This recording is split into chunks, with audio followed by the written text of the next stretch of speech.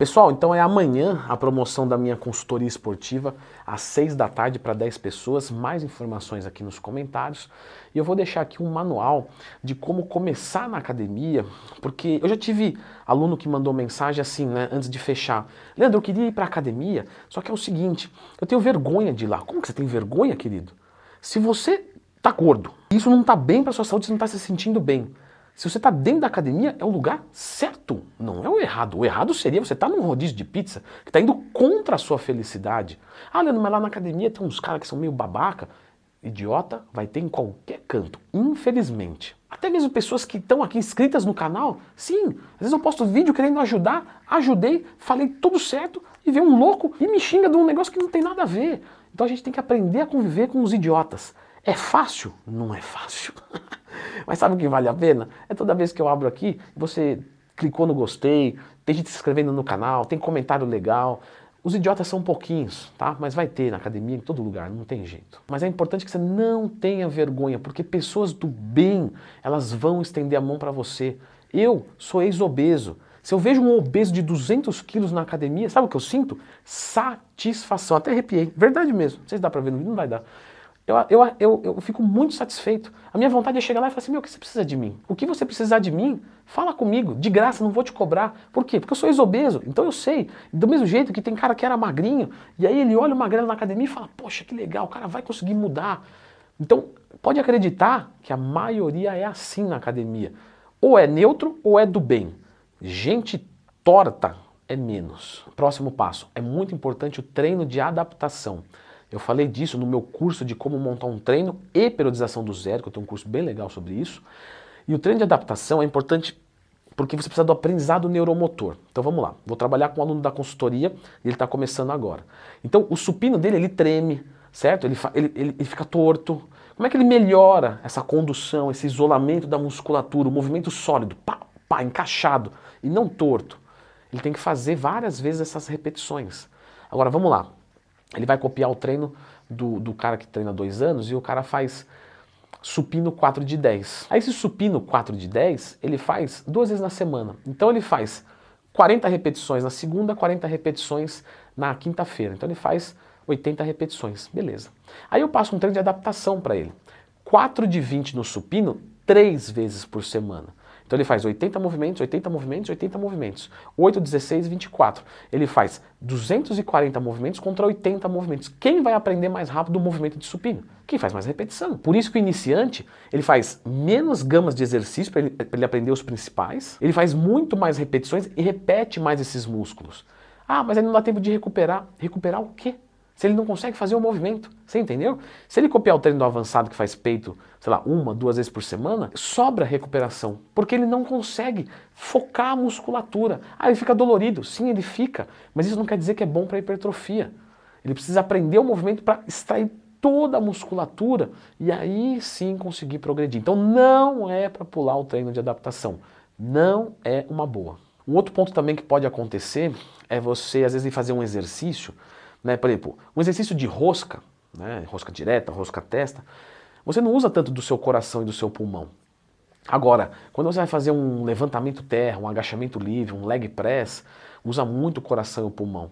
E se o coração e o pulmão limitar ao final do exercício, isso não é bom.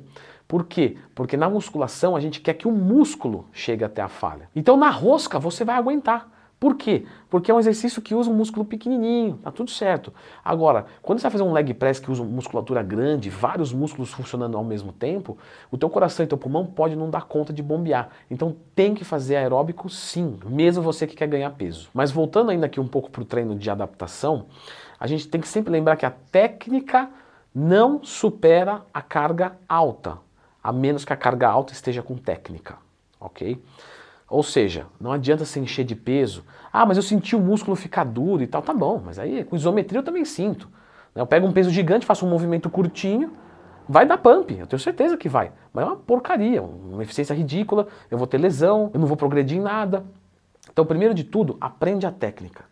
O movimento tem que ser completo. Quando você for fazer os exercícios, sempre pensa assim, ó, não são todos que levam isso ao pé da letra, mas 90% leva.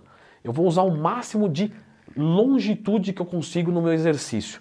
Ó, Se eu consigo fazer tudo isso daqui no meu cotovelo, quando eu for fazer uma rosca direta, eu não vou fazer isso aqui. Não, eu vou explorar tudo que dá. Quando eu for fazer uma rosca à testa, eu vou explorar tudo que dá. Quando eu for fazer um supino, eu vou trazer até embaixo, sentir as fibras alongarem e jogar até lá em cima. Tudo que você for fazer na musculação, pense em ser longo. Claro, você vai fazer um crucifixo, tem um limite, que se você descer mais fica perigoso. Mas via de regra, quanto mais você explorar os arcos dos movimentos, das suas articulações, mais você vai responder. Vai fazer uma cadeira extensora, não parte daqui. Tenta projetá-la lá para trás. Aí você tira o peso lá de trás da cadeira extensora e leva até em cima. Tudo que você for fazer, amplitude. Depois que tiver com amplitude, aí você pode descer o pau e colocar carga. Falando da dieta, não zera o carboidrato quando você começar a treinar. Nossa, porque é o seguinte, o que acontece? A gente falou do treino de adaptação, certo? Beleza.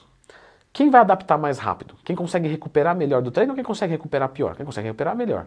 Quem vai adaptar mais rápido? Quem treina melhor ou quem treina pior? Quem treina melhor. E como é que você treina melhor e recupera melhor? Com carboidrato. Então começar o treino com uma dieta muito restritiva, não precisa nem zerar o carboidrato. Se for um cutting muito excessivo, não é legal. Compensa trabalhar com uma dieta mais calórica um pouco, não hipercalórica, tá? Normocalórica de repente, ou levemente hipocalórica, para você conseguir ganhar músculo, aprender movimento e o percentual de gordura já vai cair. Porque você ganhando músculo, o percentual de gordura já despenca. Então começar com dieta muito restritiva tira a aderência. Porque você já vai ficar cansado, porque você não tem condicionamento. Então você vai fazer um treino e vai sair de lá cansado. Se você chegar mais cansado, mais cansado, mais cansado, mais cansado, você fala, eu não vou mais. Então tem que ter caloria na dieta. Na sua dieta, tem várias coisas que a gente pode discutir aqui, tá? Mas a principal é, conta os teus macronutrientes, o que você ingere de proteína, carboidrato e gordura. Para isso, você pode baixar um aplicativo, por exemplo, Dieta e Treino da Growth, e você cadastra as coisas que você come e aí você bate os seus macros diários que eu já ensinei no canal como é que faz. É só procurar Lendo Twin mais tema. Você batendo esses macronutrientes, você vai nutrir o seu corpo, ainda que talvez não nos horários corretos, não com os melhores alimentos, mas isso daqui é a base dessa pirâmide de hipertrofia e perda de gordura. Questão de hormônios, faz diferença? Não. Se você usar uma testosterona ou qualquer esteroide, não vai adiantar nada, porque, lembra do que eu falei? Você está fazendo um treino de adaptação, você não consegue focar a musculatura do peito. Você usa outras coisas, você tem uma falha técnica. A falha técnica não é a falha do músculo. Então quer dizer, você não está usando nem os seus hormônios que estão no seu corpo no limite. Porque você não tem maturidade de treino. Então esquece esteroide, que você vai queimar a largada. E um físico que não progrediu natural, ele não progride bem com o hormônio. É normal também no começo a gente achar que o excesso de treinamento vai dar mais resultado, não vai. Então respeita a estruturação que o teu professor está fazendo. Mas eu termino de treinar e continuo com disposição. Beleza.